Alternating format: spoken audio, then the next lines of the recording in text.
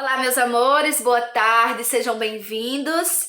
Daremos continuidade aos nossos estudos, trabalhando hoje o componente curricular Geografia.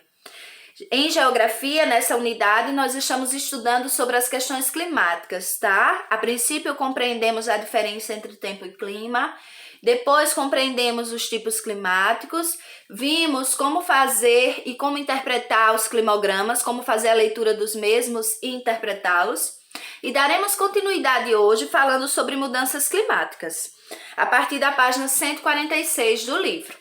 É comum para vocês se depararem com algumas notícias, tá? Notícias essas no jornal ou na leitura que você gosta de fazer. De um jornal, uma revista, assistir o próprio jornal, como derretimento das calotas polares, aumento do nível da água dos mares, não é isso?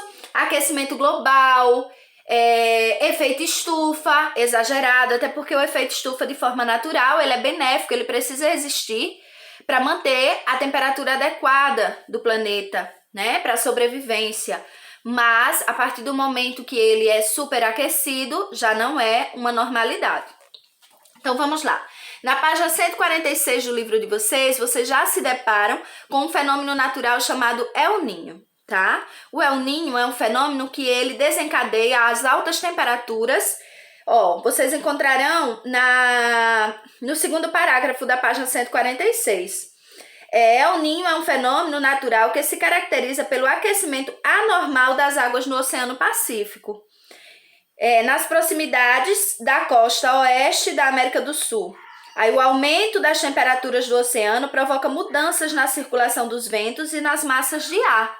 Então, não é simplesmente aumentar as temperaturas do oceano. O El Niño, com esse efeito, provoca vários outros efeitos, desencadeia vários outros problemas em questões naturais referentes às questões climáticas.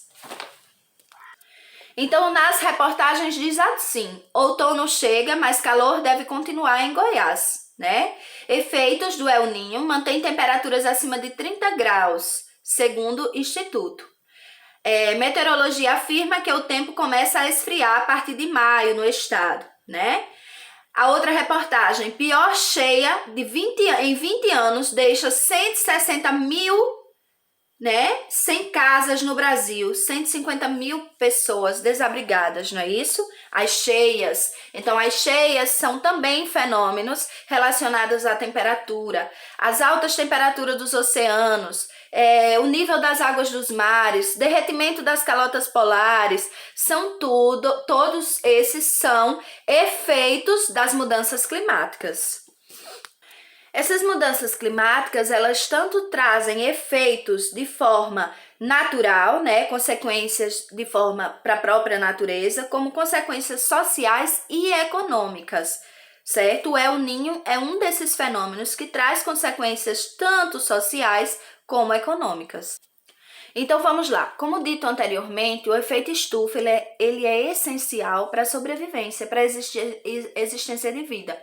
Tá? Ele faz com que o calor que seja retido no planeta seja o suficiente para aquecê-lo, para que a vida continue. Sem esse efeito estufa, seria impossível essa existência, tá?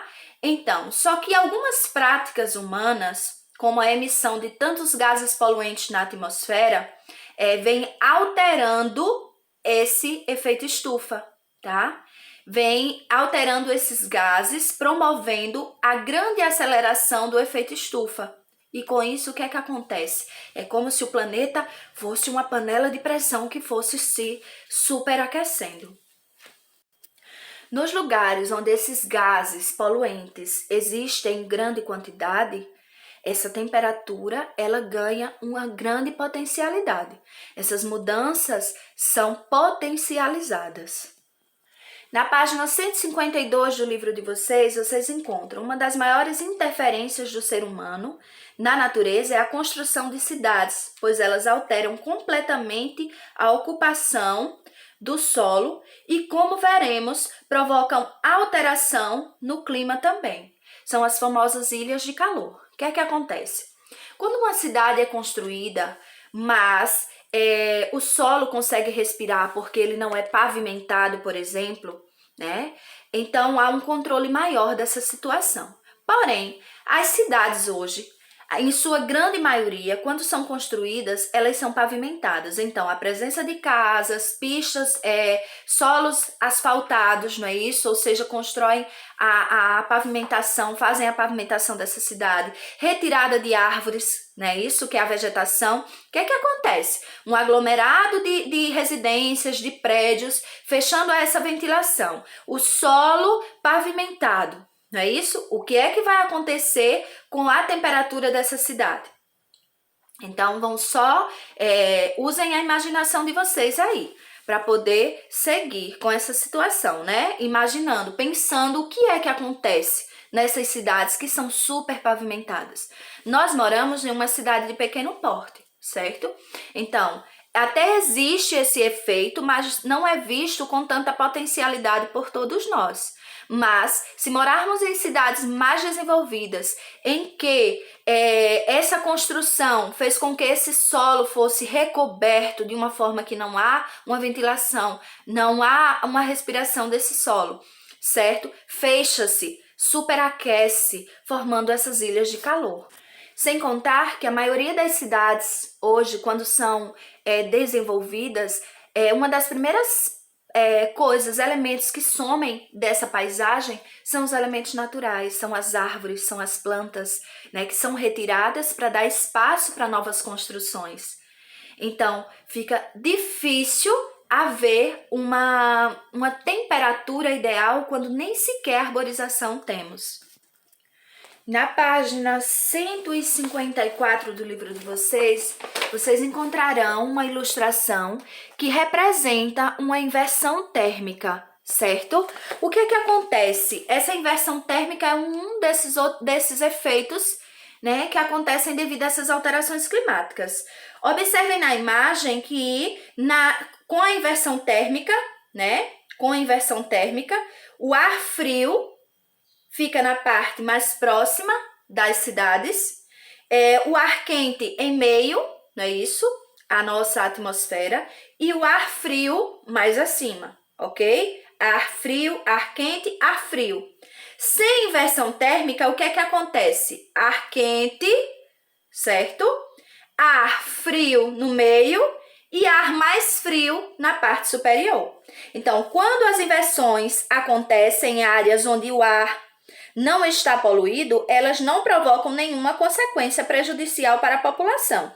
Entretanto, quando ocorrem em grandes centros urbanos, onde geralmente há poluição atmosférica, a qualidade do ar piora muito, já que não há circulação e, portanto, não há dispersão dos poluentes. Então, em cidades de pequeno porte como a da gente, isso não é muito observado, né? Isso passa despercebido. Mas em cidades grandes, em que essa inversão térmica acontece, e o grande número de poluição, de gases poluentes estão ali retidos, sem ter para onde sair, não é isso? Então, afeta demais a questão climática, a questão de sobrevivência legal, né? Dos problemas relacionados à nossa respiração, certo? Então, são vários os efeitos que as questões climáticas trazem para a gente. Nessas grandes cidades, né, com grande número de poluição, a condição do ar, ela piora muito, né, trazendo grandes problemas. A qualidade do ar piora muito, já que não há circulação e, portanto, não há dispersão dos poluentes. Para onde esses poluentes irão? Para onde eles irão se dispersar? Então, fica tudo aquilo retido, mantendo a péssima qualidade do ar. Não há qualidade no ar que respiramos, que está à nossa volta, ok?